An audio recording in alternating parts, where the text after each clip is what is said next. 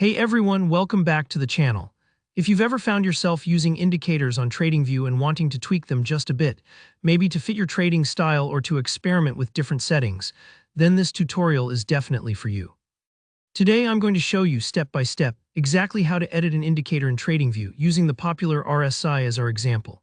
By the end of this video, you'll feel comfortable customizing just about any indicator you choose to work with, unlocking even more power in your chart analysis. Alright, let's get right to it. First things first, head over to the TradingView website. TradingView is such a fantastic platform for charting, whether you're new to trading or a seasoned pro. The interface is clean, user-friendly, and incredibly versatile. If you're already logged in, you should see the dashboard right away. If not, you'll want to sign in with your account or create one if you don't have it yet, but don't worry, the basic version is free and perfect for most users. Once you're in, take a look up at the very top of the page. There's a menu running across with several options. You'll want to click on Products.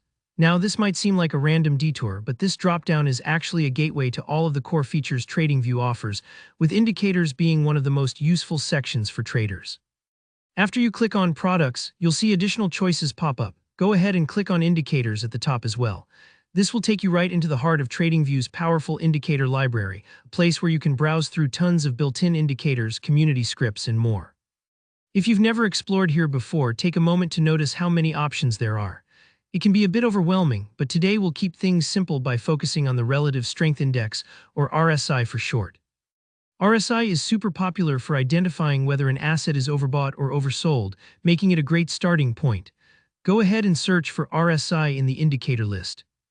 When it pops up, just click on it and you'll see it appear on your chart, usually at the bottom panel. It might look like a wavy line fluctuating between two levels.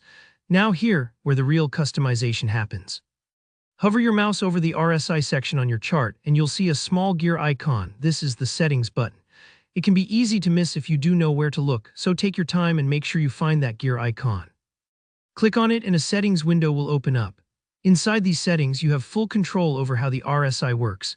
Maybe you want to adjust the length to better suit your strategy, or perhaps you want to change the colors to make them stand out more on your chart. Don't worry if you're not sure what every single option does. The beauty here is you can always experiment and reset if something doesn't look right. Small tweaks, like adjusting the RSI's period from the default of 14 to something like 7 or 20, can drastically change what the indicator is telling you, so it's worth playing around to see what matches your style.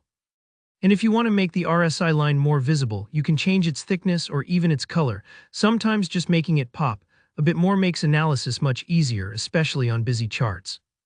Once you've made your adjustments, look for the OK button, usually at the bottom of the settings window. Click that and your changes will be applied instantly. That's it. You've successfully edited your indicator. It's really as simple as that. Take a moment to review your chart and see how those tweaks feel in action.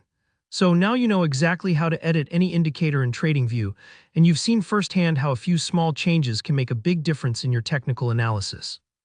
If you found this tutorial helpful, please give it a thumbs up, and don't forget to drop your questions or suggestions in the comments below. I read them all.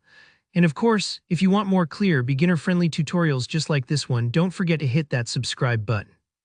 Thanks for watching, and I'll see you in the next video.